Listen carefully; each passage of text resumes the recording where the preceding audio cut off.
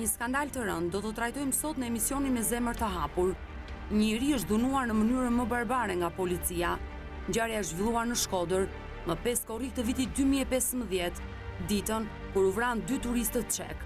Kriminali është shtetasi Sokol Mjaça dhe kjo u vërtetua pas arrestimit të tij, por uniformat blu të Shkodrës kanë shkuar në banesën e Mariglen Gjuraj duke e dhunuar atë në mënyrë çnjerëzore.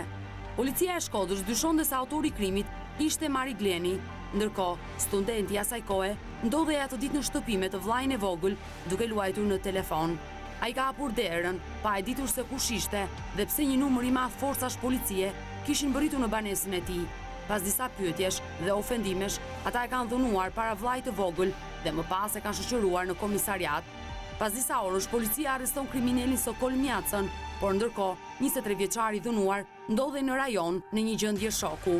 Në të tilla situata, policia, për të mbrojtur uniformën e vet, plotëson letrat për t'i dorëzuar në prokurorinë e rrethit Shkodër me disa akuza të tjera ndaj të riut, sikur në banesën e tij ishin gjetur armë.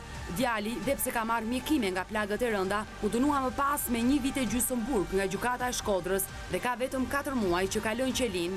Sot, ai shoqërohet nga babai i tij, Gjovalin Gjura, dhe ndodhet në studion ton për të rrëfyer këtë ngjarje të rëndë dhe është gati të nisi betejën me policinë e Shkodrës për padrejtësinë që i bën.